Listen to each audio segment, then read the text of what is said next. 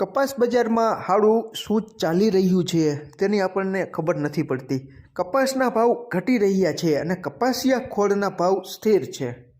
ખેડૂત મિત્રો, આજે તારીખ 18/2/2026ના રોજ ગુજરાતના અલગ અલગ વિસ્તારોમાં કપાસના 20 કિલોના ઊંચામાં ઊંચા ભાવ.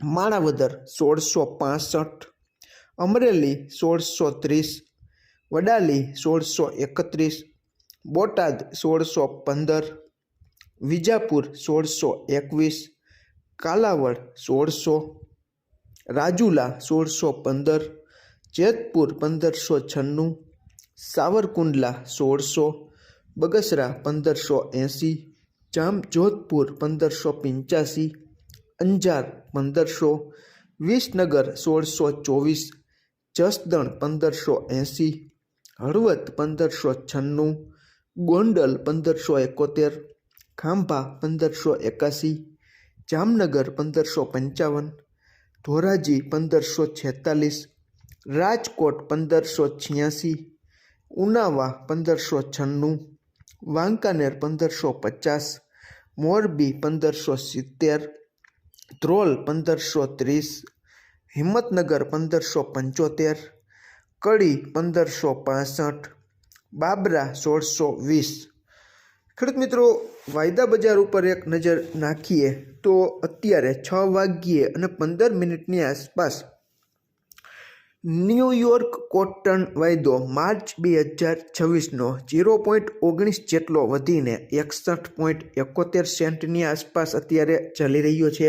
અને એનસીડેક્સ ઉપર આપણો કોકુડકલ કપાસિયા ખોળનો ફેબ્રુઆરી 2026નો વાયદો 42 રૂપિયા જેટલો વધીને 3215 અને માર્ચ 2026નો વાયદો 40 રૂપિયા જેટલો વધીને 3255ની આસપાસ બંધ આવ્યો હતો.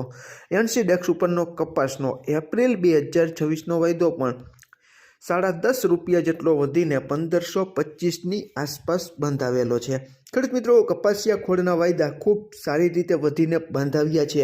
કપાસિયા ખોળની હાજર બજાર આપણે જોઈએ તો 60 કિલોની ભરતીવાળી જે ગુણી આવે છે, 60 કિલો કપાસિયા ખોળનો કોથળો, તેના હાજર ભાવ બ્રાન્ડના 2250 અને 2300 રૂપિયા સુધી ઘણા બધા વિસ્તારોમાં ભાવ બોલાઈ રહ્યા છે. માણાવદર ખાતે કપાસિયાના 20 કિલોના ભાવ 800થી 811 સુધી આપણને જોવા મળેલા છે. ખેડૂત મિત્રો, કપાસના ભાવ ઘટી રહ્યા છે, પરંતુ કપાસિયા ખોળ આપણે લેવા જાય તો તેમાં ઘટાડો નથી જોવા મળ્યો. તે શું બતાવે છે તે તમે સમજી શકો છો. આ વર્ષે વાવેતર વિસ્તારમાં કાપથી લઈને ઉત્પાદનમાં પણ કાપ છે, છતાં પણ કપાસ બજાર છે તે વૈશ્વિક પ્રવાહોને સાંકળીને અત્યારે ભારતમાં પણ ધીમી ગતિએ ચાલી રહી છે.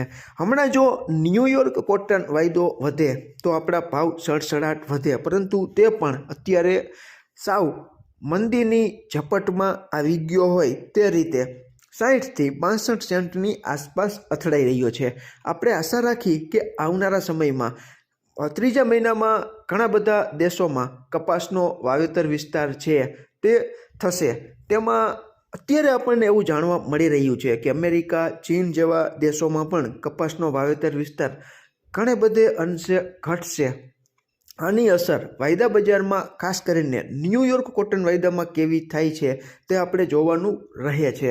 અત્યારે ખેડૂત મિત્રો, લુનાર ફેસ્ટિવલ ચાલતો હોય, ચીનમાં રજાનો માહોલ છે, એટલે ત્યાં કોટન યાન અને રૂના વાયદા બંધ છે.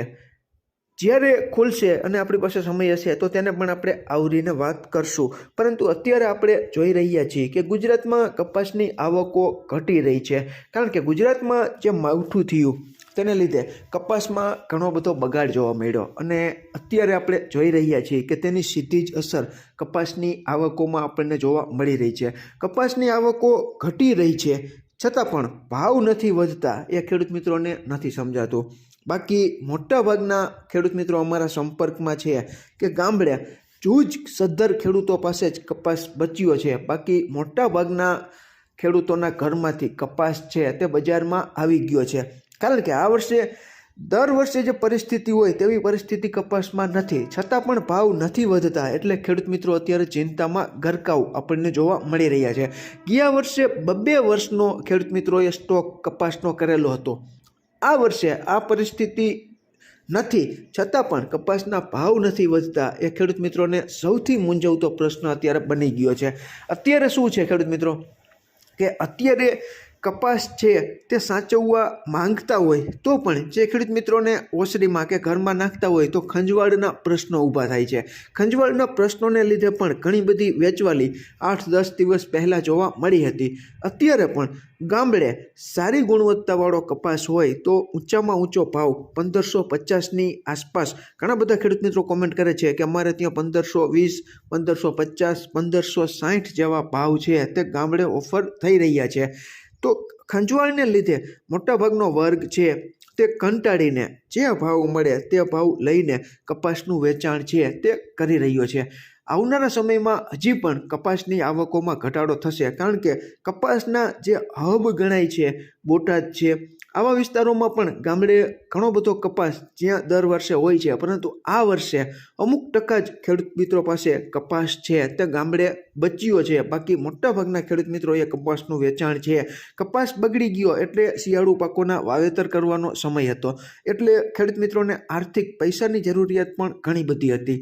એટલા માટે પણ ઘણો બધો કપાસ છે તે ખેડૂત મિત્રોએ વેચી નાખ્યો, અને અત્યારે આપણે જોઈ રહ્યા છીએ કે કપાસની આવકો સાવ તળિયા ઝાટક થઈ ગઈ છે, છતાં પણ કપાસના ભાવ નથી વધતા.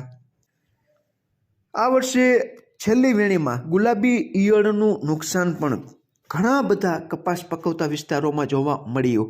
ગુલાબી ઈયળના કારણે ખેડૂત મિત્રોને ખ્યાલ છે કે આપણે કપાસ ઊભો રાખી તો વેણામણ ખર્ચ વધી જાય.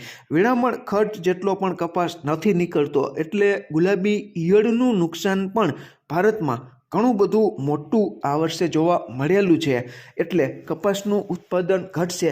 નવા આંકડા કેવા આવે છે ભારતમાં ઉત્પાદનના તે પણ આપણે જોવાના રહે છે. ત્યાર પછી જ ખ્યાલ આવશે, અને ખાસ કરીને માર્ચમાં ચિત્ર છે તે થોડું ઘણું સ્પષ્ટ થઈ જશે કે ચીનમાં, અમેરિકામાં કપાસનું વાવેતર વિસ્તાર કેટલો ઘટ્યો છે, આની અસર ન્યૂયોર્ક કોટન વાયદામાં કેવી પડે છે. જેમ જેમ સમય વીતતો જશે તેમ તેમ ખ્યાલ આવતો જશે, અને ચીનમાં લુનાર ફેસ્ટિવલ પૂરો થઈ ગયા પછી ચીન રૂની કોટન યાર્નની આયાત નિકાસની કેવી રણનીતિ અપનાવે છે તે પણ કપાસ બજાર માટે કેવું ફેક્ટર આવનારા સમયમાં સાબિત થાય છે તે પણ આપણે જોવાનું રહે છે. ખેડૂત મિત્રો, આમાં ક્યાંય ભૂલ હોય અને તમારી પાસે નવી અપડેટ હોય તો ચોક્કસ તમે કોમેન્ટમાં અમારું ધ્યાન દોરી શકો છો. ખેડૂત મિત્રો, તમારે ત્યાં ગામડે બેઠા કેવા ભાવ બોલાઈ રહ્યા છે તે કોમેન્ટમાં લખવાનું ચૂકશો નહીં. ફરી જ મળશું નવી જ માહિતી લઈને નવા જ આવનારા વિડીયોમાં. ત્યાં સુધી આપ જોડાયેલા રહો, માહિતગાર બનો, આગળ વધો. અને હા ખેડૂત મિત્રો, અમે ક્યારેય તમારે કપાસ રાખવો કે વેચી નાખવો તે બાબતની લેવડ દેવડ અંગેની સલાહ કે સંગ્રહખોરીની સલાહ નથી આપતા. તમારા ખુદના આર્થિક નાણાકીય જોખમ સહન કરવાની શક્તિને ધ્યાનમાં રાખીને તમારી રીતે સંપૂર્ણ તમારા ખુદના ભરોસે તમારે તમારો કપાસ રાખવો કે વેચી નાખવો તેનો યોગ્ય નિર્ણય લઈ